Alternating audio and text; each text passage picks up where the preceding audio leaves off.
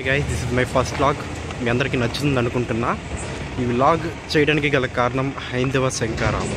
ఇంత పెద్ద మహాసభని విజయవాడలో జరుగుతుంది. ఆ సభ చూడడానికి నేను విజయనగరం నుంచి అటెండ్ అవుతున్నా.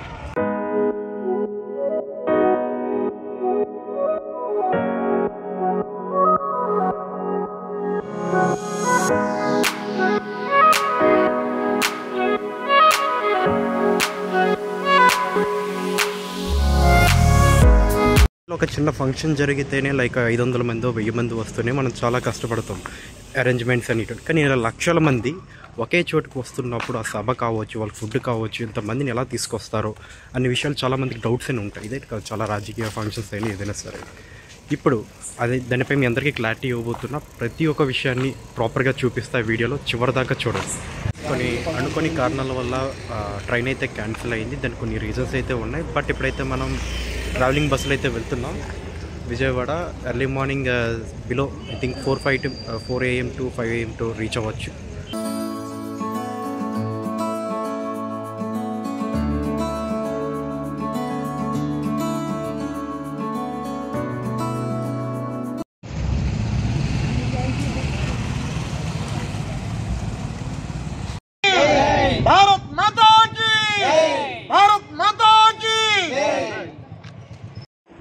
ఇప్పుడే బస్ స్టార్ట్ చేశారు. బస్సులో నాతో వచ్చిన వాళ్ళు ఇప్పుడు ప్రజెంట్ భజన చేస్తున్నారు. ఒకసారి ఆ భజన వినండి.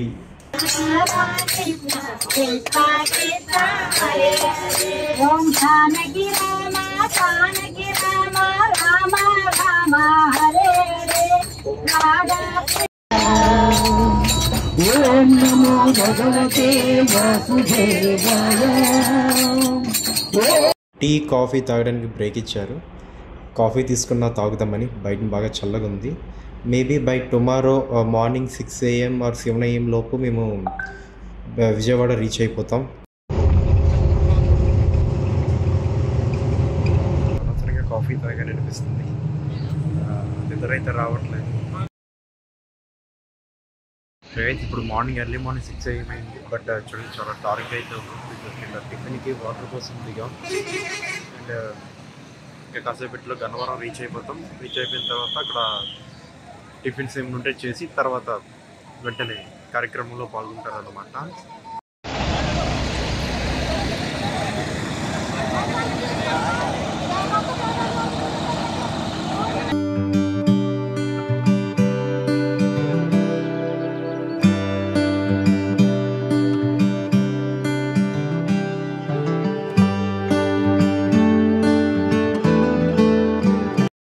మన వాళ్ళు మళ్ళీ భజన స్టార్ట్ చేశారు.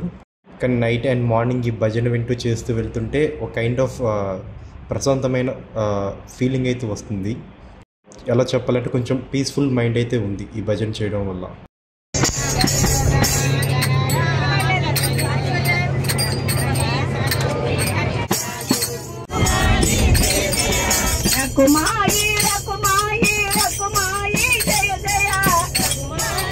హైందవ శంకారావం జరిగే చోటుకి దగ్గరలోకి వచ్చాం. ప్రజెంట్ మనకి పార్కింగ్ కోసం గేట్ నెంబర్ 3A అయితే ఇచ్చారు. ఇప్పుడు ఇక్కడ ఏంటంటే బస్ పార్కింగ్ చేసిన తర్వాత మనకి ఇక్కడ వాష్రూమ్స్ అన్ని అవైలబిలిటీగా ఉంటాయి. అండ్ అల్పాహారం కూడా ఇక్కడ ఏర్పాటు చేశారనమాట. ఇక్కడ చేసిన తర్వాత ఒక 5 కిలోమీటర్లు అనేది నడిచి వెళ్ళాలి సభ దాకా. ఇప్పుడు మీకు ఇక్కడ వాటర్ ఫెసిలిటీస్ ఎలాగున్నాయి, వాష్రూమ్స్ ఎలాగున్నాయి, ఇంతమందికి ఎలా ఫుడ్ సప్లై చేస్తున్నారో చూపిస్తాను.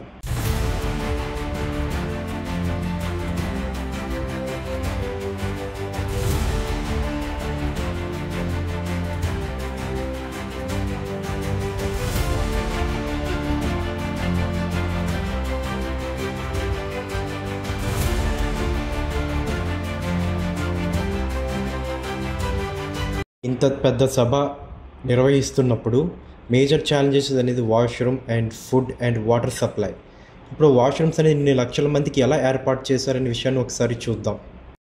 ఇవి పురుషుల కోసం ఏర్పాటు చేసిన వాష్రూమ్స్ అన్నమాట. బట్ స్త్రీలకి చాలా దూరం అటువైపు ఏర్పాటు చేశారు. విశాఖపట్నం జిల్లా ప్రతి వాష్రూమ్ దగ్గర డ్రమ్స్ అనేది ఏర్పాటు చేశారు. వాటర్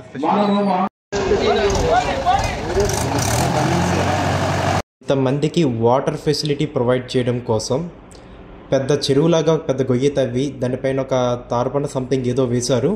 దాంట్లో వాటర్ అనేది స్టోర్ చేశారు. స్టోర్ చేసిన వాటర్ మళ్ళీ ఇలా ట్యాంకర్స్కి వాటర్ అనేది ఎక్కించి ఆ వాటర్ని తీసుకువెళ్ళి మళ్ళీ ఆ డ్రమ్స్లంట అండ్ ఫుడ్ కుకింగ్ కోసం అన్నిటి కోసం యూజ్ చేస్తున్నారు.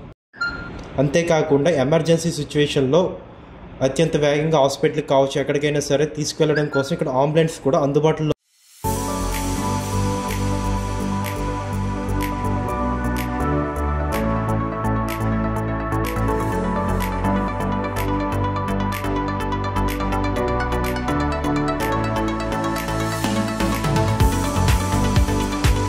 ఇప్పుడు మరి కాసేపట్లో హైందవ శంకరావం సభ అనేది స్టార్ట్ అవబోతుంది. ఇప్పుడు ఆ సభకి మేము అక్కడికి చేరుకోవాలంటే ఎక్కడైతే మాకు పార్కింగ్ ప్లేస్ ఇచ్చారో అక్కడి నుంచి ఆ సభకి దగ్గర 5 కిలోమీటర్ల పైనే ఉందన్నమాట.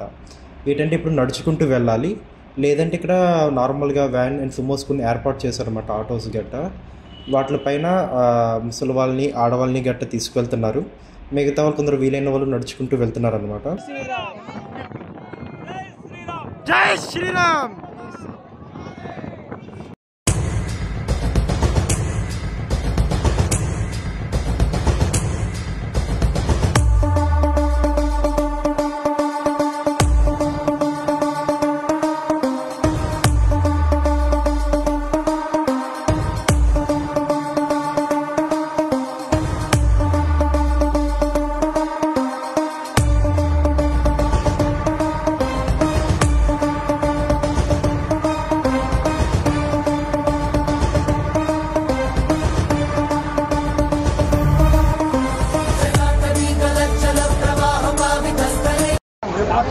ఒక 50,000 లక్షల మందికే ట్రాఫిక్ పార్కింగ్ విషయం అనేది చాలా కష్టం. అటువంటిది 55 లక్షల మందికి పైగా వచ్చిన జనాభాకి ట్రాఫిక్ విషయంలో కావచ్చు and facilities and washrooms, foods and snacks, అల్పాహారం, బ్రేక్ఫాస్ట్ అండ్ లంచ్ ఇంత ఏర్పాటు చేయడం అంత సామాన్య విషయం కాదు. అతిపెద్ద రాజకీయ పార్టీలైన కాంగ్రెస్ అండ్ బీజేపీ కూడా ఇలా చేయడంలో ఫెయిల్ అయ్యాయి. కానీ ఒక హైందవ సంఘమైన ఆర్ఎస్ఎస్ మరియు విశ్వ హిందూ పరిషత్ ఆధ్వర్యంలో జరిగిన హైందవ శంకరావంకి 5 లక్షల పైగా జనాభా వచ్చినట్టు అంచనా వేస్తున్నారు. కానీ ఇంతమంది కోసం బస్సులు, 20,000 పైగా బస్సులు, కార్లు, అన్ని వేల సంఖ్యలు, ఏది 10ల సంఖ్యలు కాదు, 100ల సంఖ్యలు కాదు. కానీ ఇంతమందికి ఇంతగా ఫెసిలిటీస్ ఏర్పాటు చేయాలంటే ఎవరైతే దీన్ని మెయిన్ హెడ్గా ఆర్గనైజ్ చేస్తున్నారో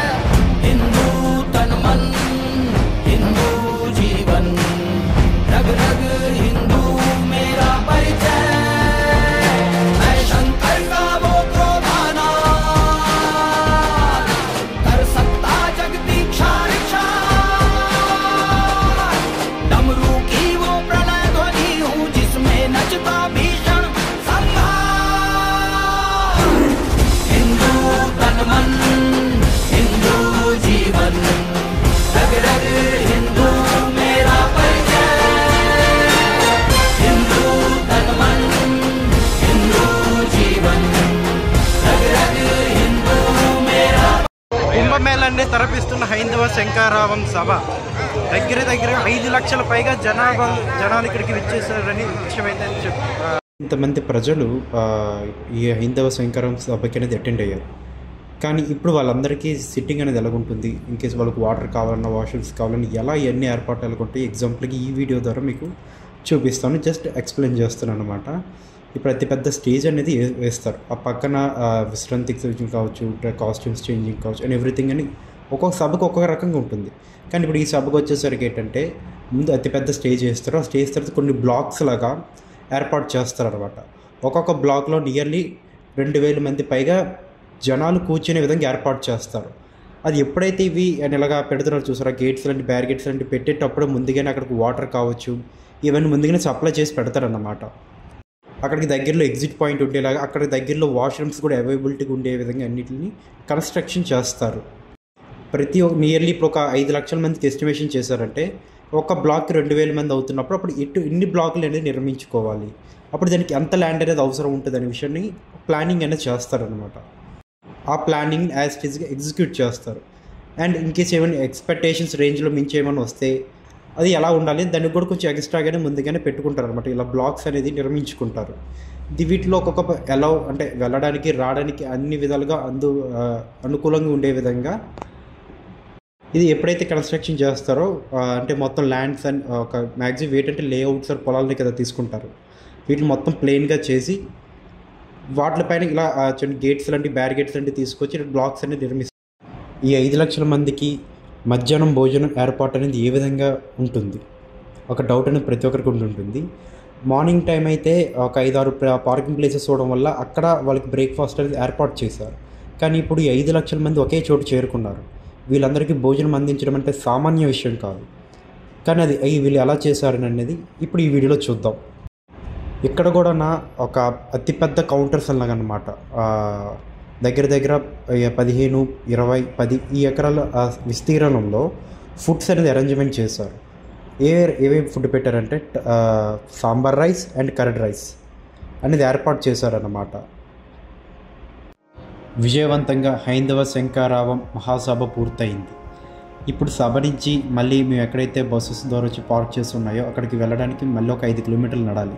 ఎవరైతే ట్రైన్స్లో వచ్చారో వాళ్ళు రైల్వే స్టేషన్ దగ్గర నడుచుకుంటూ వెళ్ళాలి. ఇలా నేను నడుచుకుంటూ వెళ్తుంటే సైడ్ చూడండి, చాలామంది కూర్చొని ఉంటున్నారు అలసిపోయడం వల్ల, చాలా రెస్ట్ తీసుకుంటున్నారు. వీళ్ళందరూ ఈ సభకి రావడానికి ముఖ్య కారణం ధర్మం కోసం, హిందూ దేవాలయాన్ని ప్రభుత్వం చేతిలో నుంచి విడిపించడం కోసం ఇదంతా జరుగుతుంది. ఇక్కడికి వచ్చిన వీళ్ళు ప్రతి ఒక్కరూ డబ్బు కోసమో లేదా బిర్యానీ కోసం సంథింగ్ అనుకుని అయితే ఎవరు రాలేదు. ఎవరు బలవంతంగా అయితే ఇక్కడికి రాలేదు.